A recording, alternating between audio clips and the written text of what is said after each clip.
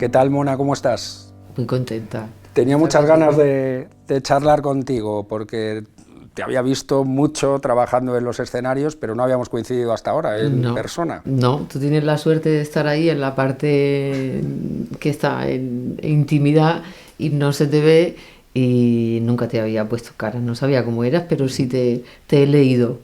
Sí, Bueno, pues estamos además en el Teatro Español. Vas a estar muy próximamente ya estos días en el Matadero, en las Naves del Español, con obra nueva, a las 2 en punto. Has estado en la Sala Margarita Xirgu, hace poco te vi yo con mi película italiana, estuviste en la Sala Grande.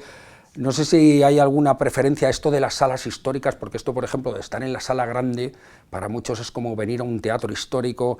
Es lo más, yo no sé si eso es realmente importante o lo importante es estar dentro de un proyecto interesante. Pues mira, el espacio tiene su importancia y particularmente el escenario del Teatro Español y el momento en el que pude estar en el Teatro Español fue bastante significativo. Fue con Miguel Narro, al que adoraba y al que adorábamos mucho y con el que aprendimos mucho, con el que tuve la oportunidad de venir aquí. Fue un montaje, La Dama Duende, que fue justo después de fallecer, no era un programa que estuviese dentro de la programación, pero como homenaje a él estuvimos 2 semanas y entonces para mí ese espacio fue muy sagrado, porque además tengo que decirlo que el Teatro Español para mí siempre será el lugar donde se ha honrado a muchos grandes que se han marchado, y a mí me produce mucha emoción. De hecho, siempre imagino cosas de si pueden estar aquí, si no están, porque ha visto a muchos grandes rendirle homenaje a la hora de partir, ¿no? Y en ese sentido fue a Miguel en el sitio donde estuvo. No pudimos venir a despedirle la compañía porque teníamos que hacer una función justo en ese día. Y volvimos con La Dama Duende, y estar todos los días en ese escenario para mí tenía una connotación muy emotiva y muy personal. También supongo que cada propuesta se acondiciona mejor en una sala o en otra, ¿no? Y a veces, incluso en esa elección de espacio, viene dado muchas veces cierto éxito o cierto fracaso previo. Yo eso lo pienso cuando tienen la misma función en diferentes sitios, eso lo puedes comprobar ahí, porque en realidad si ensaya una función para un espacio en concreto, el espacio en el que ensaya es el espacio idóneo para esa función, pero sí que cuando vas cambiando, si estás de gira, pero el público cada también teatro, es muy diferente. el público es diferente cada día, eso es lo que se viene llamando el teatro único e intransferible, que es cada día es diferente y cada día es nuevo, ¿no? Decía que ibas a estar ahora en las Naves del Español, en el Matadero. Esa sala no la he probado, ¿eh? Jolín, pues fíjate que has estado Estuve incluso en algunas atípicas, como cuando hiciste Dios K, ¿no? Exactamente, en la que se hacía que era una sala de cine, de proyección de cine, que no se utilizaba normalmente. Pero esta a la que vamos no. He visto muchas cosas allí, pero no he ido nunca a trabajar. Para representar, protagonizar junto a Carmen Barrantes Las 2 en punto, una obra que va a dirigir Natalia Menéndez a partir de un texto que trata un asunto real, muy conocido en Galicia, que es el de estas 2 mujeres, las 2 Marías las llamaban, 2 hermanas, que tienen, bueno, yo creo que un trasfondo bastante bonito, significativo, simbólico, si se quiere, con respecto quizá a la lucha por la libertad y a desinhibirse y a quitarse etiquetas y prejuicios. Las llamaron de todo a estas 2 mujeres que salían a las 2 en punto a pasear, muy pintadas ellas, muy arregladas y muy vistosas, y bueno, pues creo que eran toda una leyenda ya ahí en Santiago de Compostela, ¿no? Sí, de hecho a mí me ofrecieron este texto y lo primero que me enseñaron para ofrecérmelo fue la fotografía de ella. Yo no las conocía y es impactante. Entonces a partir de ahí está la autora, que es Esther F. Carrodeguas, Carrodeguas. que es no sé cómo decirte, un elemento enviado no sé de dónde para escribir una cosa tan bellísima como esa función y para dirigirla Natalia, que está siendo muy grato todo el proceso a través de estas dos mujeres que existieron de verdad, pero que la directora con mucho acierto utiliza, o sea, trabaja otras cosas y muchas más cosas, no solo para contar lo específico de sus vidas, sino para que sea universal, para que sea una historia más universal y para que sean muchas mujeres en esas mujeres y muchas personas en esas personas, ¿no? A pesar de las circunstancias tan duras que ellas tuvieron, bueno, se cuentan muchísimas cosas. De hecho, hay, yo creo ya en el texto, en fin, mucha fabulación. A mí me recuerda un poco casi a Las criadas, en la medida en que parecen dos mujeres que a través de la fabulación y de la imaginación intentan salir de una realidad un tanto hostil, ¿no? Claro.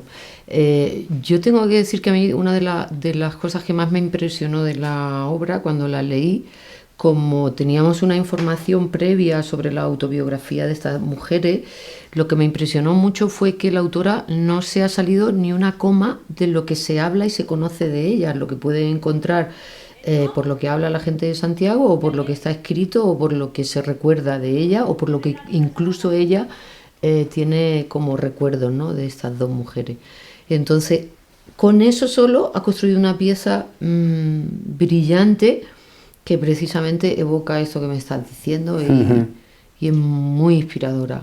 Y estáis en el escenario solas, Carmen Barrantes y tú. Sí. Me preguntaba yo si es más difícil coprotagonizar algo cuando es un texto para dos, porque no solo hay que estar a la altura del personaje, sino a la altura de tu compañero de reparto, sí, que ser gran protagonista de un elenco amplio en el que se te arropa bien. No sé si son dos retos distintos, si uno es más difícil que otro. Pues es la primera vez que lo voy a hacer, pero bueno, es un alivio tener siempre a un compañero, porque sí he trabajado haciendo monólogo, pero te diría que hay días que echan mucho de menos a tu compañero, y en este caso tener a Carmen Barrante es un privilegio.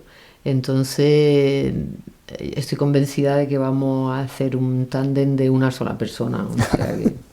Pero es verdad que a veces es difícil dar con ese equilibrio, ¿no? Porque claro, es que cada réplica supone que ha de estar todo muy, digamos, muy ensamblado, ya no solo con el trabajo personal de uno, ya no solo con un texto, sino que es que casi es, tú que sabes mucho de esto, es casi una coreografía, ¿no? Claro, sí es verdad que cuando estás con otro, el otro te sostiene en el momento que tú te vas o que te pierdes, no que te pierdas con el texto, sino que te pierdes por circunstancias, no estás con el otro o escuchando al otro como requiere o como exige la pieza, ¿no? Entonces siempre, si uno se pone en el otro, lo tienes muy fácil.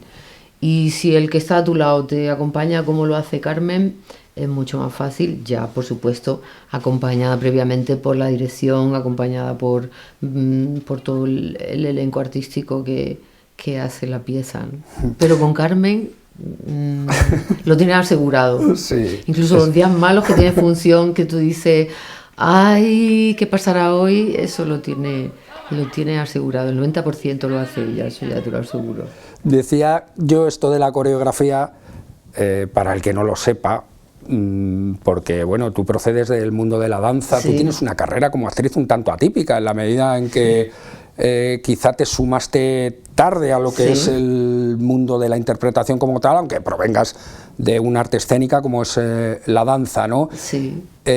Cuéntame un poquito eso, cómo fue. ¿Fue algo muy meditado, muy decidido o fue saliendo así? No, yo de pequeña quería ser cantante, era mi obsesión. Entonces mi obsesión era que mi padre me regalase un micrófono y yo quería cantar. Luego mi madre estaba obsesionada con que yo bailase, y me apuntó a todas las escuelas del mundo. Empecé a bailar flamenco, que fue cuando ya me enamoré absolutamente del flamenco. Hice la carrera de clásico español y empecé a trabajar como bailarina, pero fue un empeño personal de mi madre.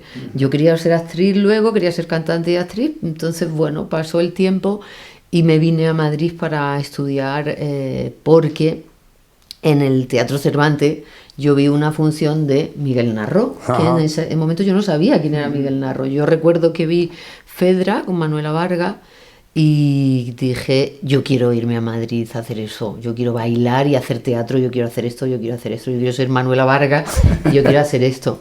Y luego con el tiempo pues me vine, ya lo dejé de bailar y me vine a Madrid para retomar ese deseo que tenía. Y luego Miguel Narro me cogió para su producción para... O sea, que fue un sueño cumplido. Cumplido con él, pero te cuento porque fue... Esto yo, lo siento, tengo que contarlo. Claro.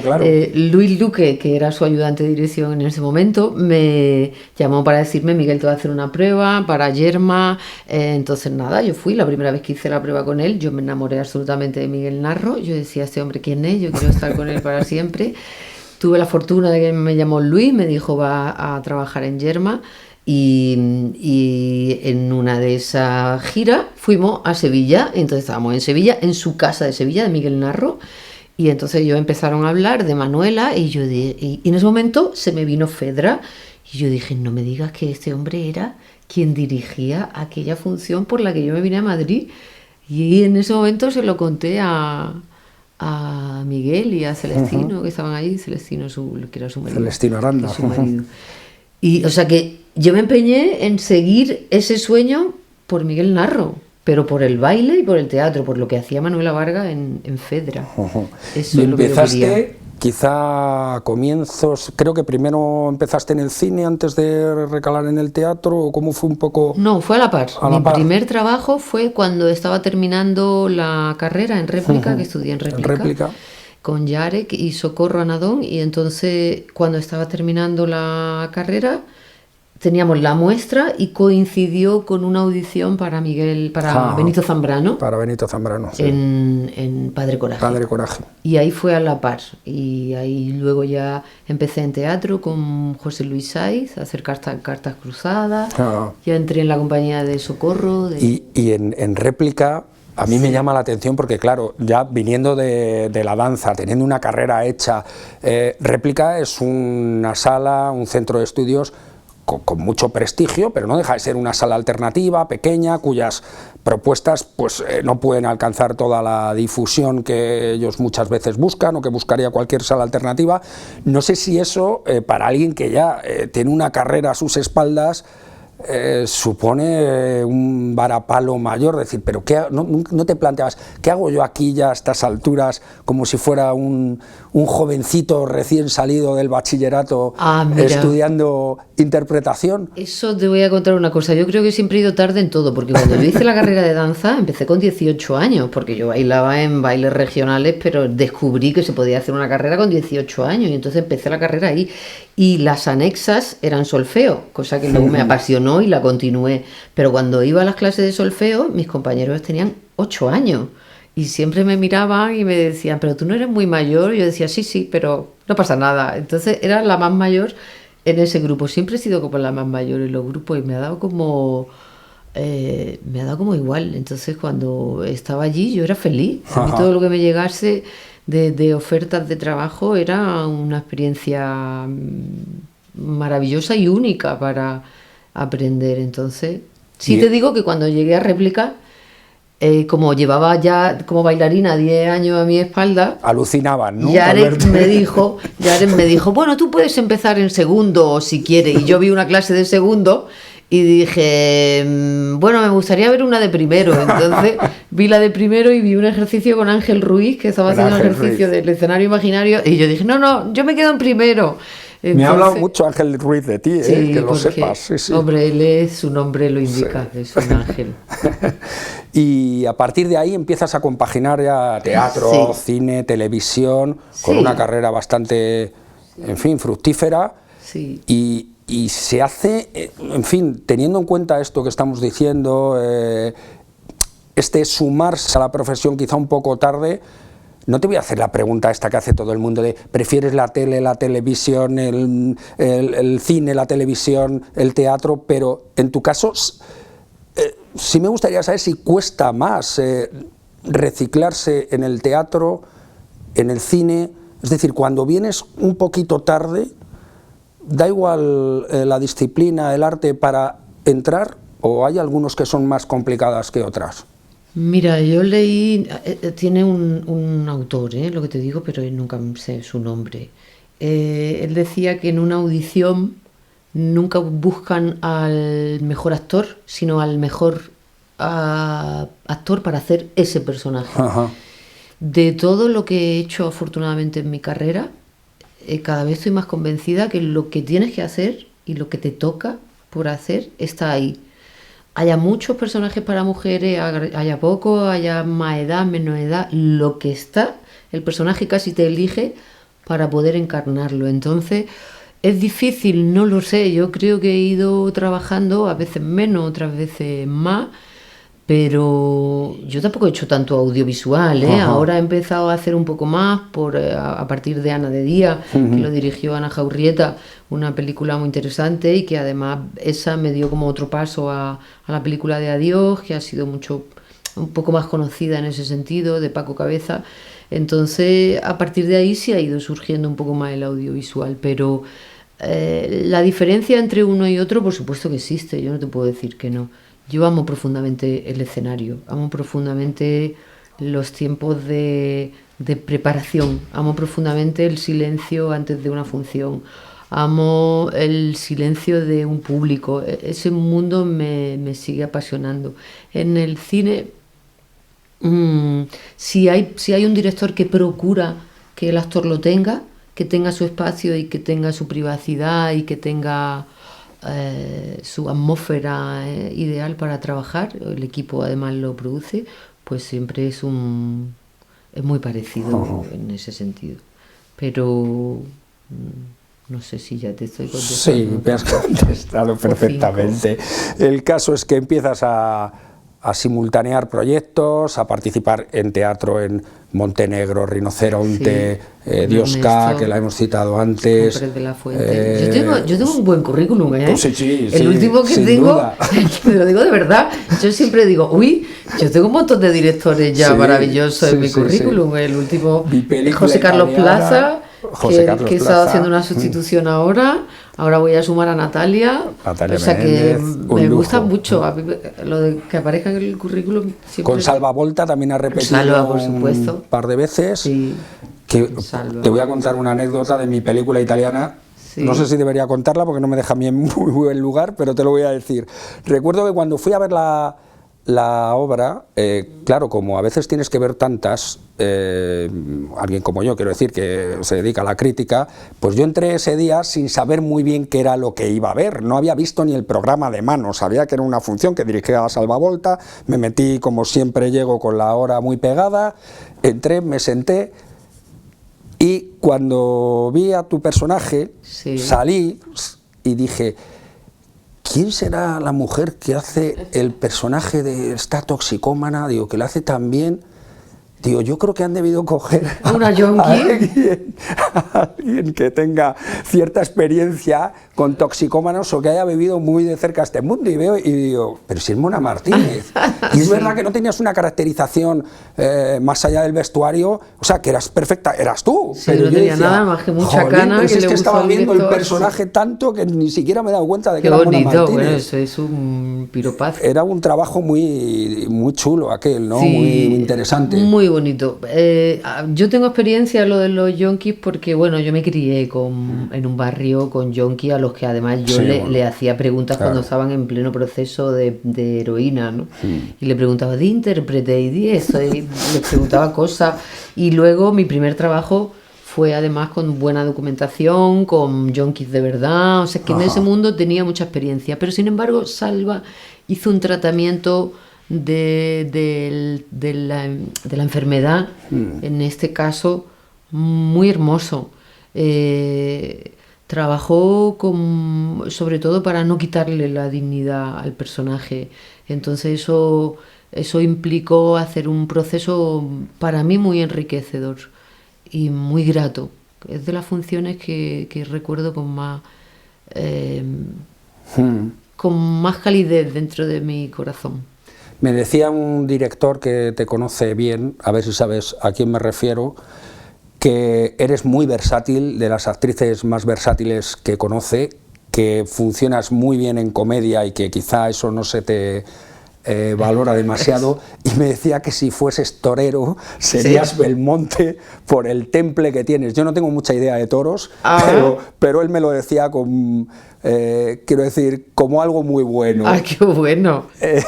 ¿Sabes a quién me refiero? Uy, pues no sé si por toro puede ser Boadella o Pérez de la Fuente. Pues no sé, ninguno de los dos, Ernesto Caballero. ¡Ah, Ernesto qué maravilla! Caballero. ¡Ay, por favor! Y me decía que además sabías entender, esto también viene al hilo de tus conocimientos del mundo de la danza, que sabías entender el lenguaje corporal, el movimiento escénico, como muy pocos actores, ¿no?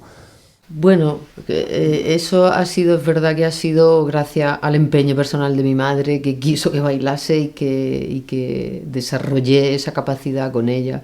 Luego es verdad que en réplica trabajamos mucho con el tema de Grotowski, con la escuela Grotowski, que es muy interesante para un actor y enriquecedora, y es algo que me ha aportado siempre mucho. Y retomando lo de Belmonte, que me parece un piropazo, porque curiosamente con el maestro que yo he trabajado mucho y he aprendido muchísimo, que es con Fernando Pierna, era el sobrino de Belmonte. Entonces, Belmonte tiene una característica muy concreta en el mundo del toreo, que fue el torero que introdujo un cambio en el toreo, porque él introdujo la emoción, que hasta ese momento no se contemplaba en el toreo. Y él introdujo la emoción. Que más bonito no podía ser lo que te han dicho. Sí, es precioso, es precioso. En algunos montajes teatrales no has participado como actriz, y sí como coreógrafa o como diseñadora del movimiento escénico, por ejemplo con Ángel Ruiz, efectivamente, en Miguel de Molina, ¿no? Al desnudo. ¿Cómo fue ese proceso con él? Pues el proceso en principio era especial, primero por tratarse de Ángel y porque Ángel tiene ese milagro de la voz, que además yo recuerdo que cuando éramos más jovencitos íbamos en el metro y yo le decía, canta tú, y él cantaba ópera y yo movía y la gente pensaba que era yo, y entonces luego así nos hemos compaginado incluso en las coreografías, ¿no? Yo hacía y él iba copiando eso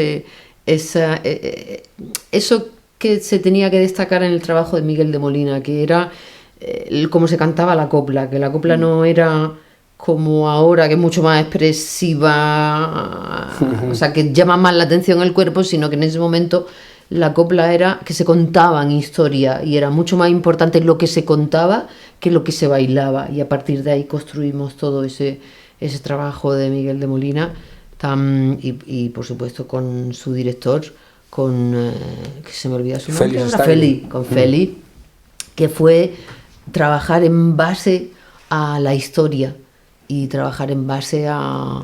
Me decía que hiciste un trabajo muy bonito, me decía, porque no solo ella conoce todos los palos del flamenco, en fin, de la danza española, sino que además hizo un trabajo muy bonito de saber de dónde venía el propio movimiento de Miguel de Molina, puesto que no era un bailarín, no era un bailarín ortodoxo, ese movimiento de dónde provenía, ¿no? Efectivamente, había que estudiar de dónde nacía y cómo contaba él la historia y cómo utilizaba su cuerpo para cantar, porque bueno, luego todo el mundo decía que tampoco era un gran cantante, no era un gran cantador, no era un gran bailador, sin embargo, llenaba el escenario, entonces había que analizar cada gesto, de dónde partía su movimiento, cómo eran sus posturas, cómo era toda esa danza antigua, cómo era toda esa oposición, que yo tuve a una maestra que venía de esa época, ¿no? A Tona Radelli, que construía desde esa forma antigua de la danza,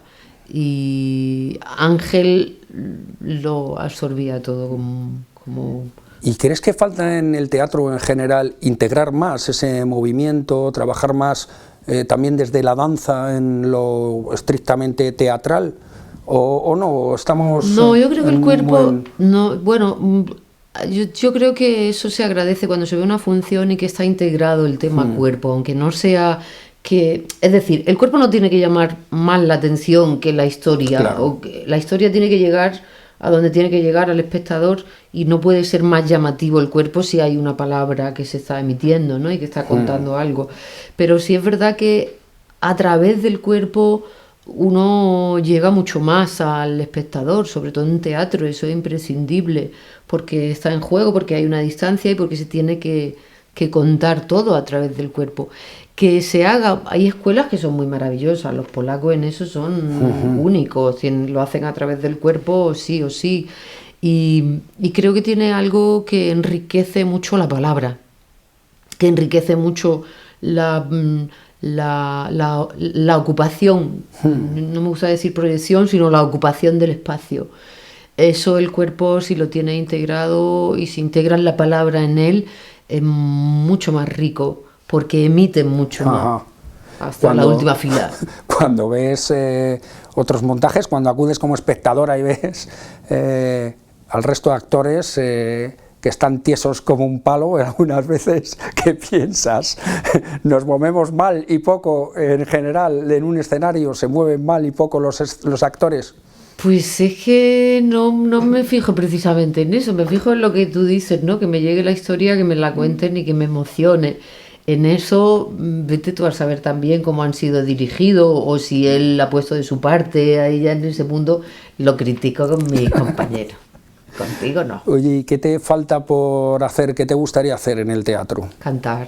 ¿Cantar? Sí, Pues, encantaría. tú además tienes un timbre de voz muy peculiar, que Sí, es bueno, reconocible Sí. Enseguida, el timbre de Mona Martínez, ¿no? Sí, yo quería estudiar doblaje, pero me dijeron, ¿pero qué vas a hacer doblaje? ¿Qué vas a hacer? ¿Dos niños de que están cambiando la voz en tu adolescencia?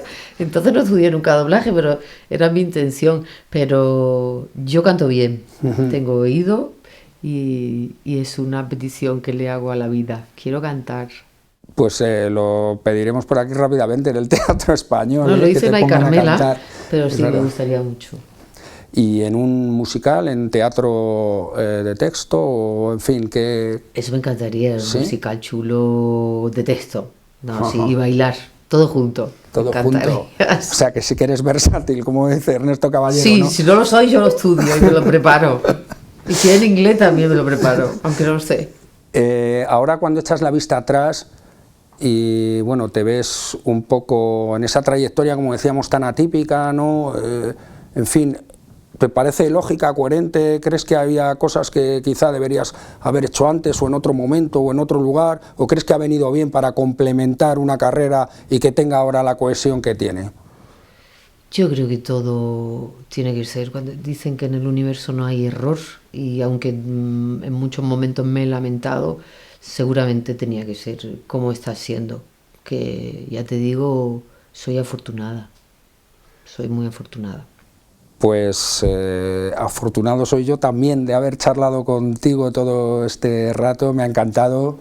Espero que os vaya muy bien con las dos en punto. Sí, seguro que sí, porque es una función bellísima, con un equipo artístico de primera, con una dirección brillante y con muchas ganas de contar una historia tan bella como la que ha contado la autora. Seguro que sí. Que vaya muy bien, Mona, ha sido un placer. Muchísimas gracias. Gracias a ti. Muchas gracias.